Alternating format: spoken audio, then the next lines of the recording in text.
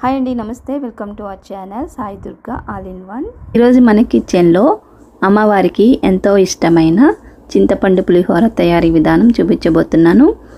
అలానే అన్నం ముద్దైపోకుండా పొడి పొడిగా రావాలంటే చిన్న చిన్న టిప్స్ పాటించి ఎలా చేయాలో కూడా ఈ వీడియోలో నేను చెప్తాను. ఇప్పుడు కావాల్సిన పదార్థాలు తయారీ విధానం చూసేద్దాం రండి. ముందుగా ఒక పెద్ద గ్లాసుడు బియ్యం తీసుకున్నాను.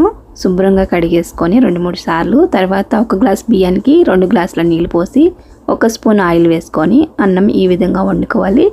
అప్పుడు పొడి పొడిగా వస్తుంది. ఇప్పుడు స్టవ్ వెలిగించుకొని ప్యాన్ పెట్టుకొని 3 స్పూన్ల ఆయిల్ వేసుకున్నాను.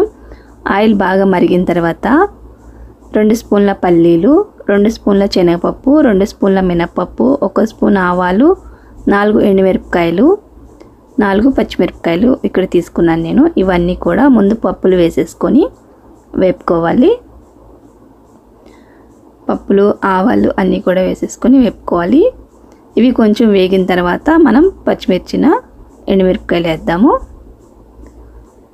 చూస్తున్నారుగా, మంటని సిమ్లో కానీ మీడియంలో కానీ పెట్టుకొని వేయించుకోవాలి, హైలో పెట్టద్దు. ఇలా వేగిన తర్వాత ఇప్పుడు పచ్చిమిరపకాయలు ఎండుమిరపకాయలు వేసేసుకోవాలి. వేసేసుకొని ఈ విధంగా వేపుకోవాలి. ఇప్పుడు కొంచెం కరివేపాకు వేస్తున్నాను.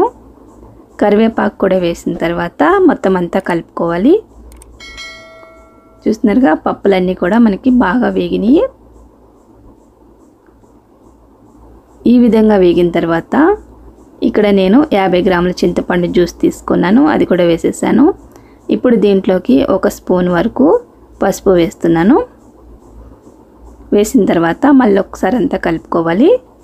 మన 1/2 కిలో బియ్యానికి 50 గ్రాముల చింతపండు కరెక్ట్గా సరిపోతుంది. ఇలా మంటని మీడియంలో పెట్టుకొని మొత్తం అంతా కూడా ఉడికించుకోవాలి. ఇప్పుడు దీంట్లోకి 1 స్పూన్ వరకు ఉప్పు వేస్తున్నాను. మీ రుచికి తగ్గట్టు వేసుకోండి ఉప్పు అనేది. మీకు పప్పులు కరకరలాడుతూ ఉండాలంటే పప్పులు ఒకటే అన్నంలో వేసేసుకున్న తర్వాత చింతపండు గుజ్జుని విడిగా ఉడకబెట్టుకుంటే సరిపోతుంది. ఆ వీడియో కూడా మనకి డిస్క్రిప్షన్లో ఉంది, లింక్ ఇస్తాను. ఇలా ఆయిల్ అనేది పైకి తేలుతున్నప్పుడు మనకి పులుసు రెడీ అయిపోయిందని అర్థం అన్నమాట. ఇప్పుడు రైస్ వేసేసుకొని బాగా కలుపుకోవాలి. చింతపండులో ఉన్న నీరంతా పోయాక ఆయిల్ అనేది పైకి వచ్చేస్తుంది. ఇంకా మన ఛానల్లో ఇంగు వేసిన పులిహోర, 1 kg పులిహోర ఎలా తయారు చేసుకోవాలన్న వీడియోలు కూడా ఉన్నాయి. వాటి లింకులు నేను డిస్క్రిప్షన్లో ఇస్తాను. మీకు ఇంట్రెస్ట్ ఉంటే అవి కూడా వెళ్ళి చూడండి.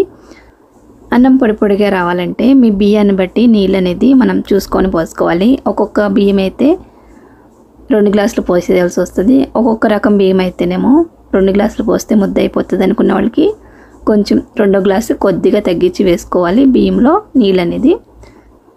చూస్తున్నారుగా, అమ్మవారికి ఎంతో ఇష్టమైన చింతపండు పులిహోర రెడీ అయిపోయింది. ఈ ఫెస్టివల్కి మీరు కూడా ఇలా చేసి అమ్మవారికి నైవేద్యంగా పెట్టండి. వీడియో నచ్చితే లైక్ చేయడం మర్చిపోవద్దు.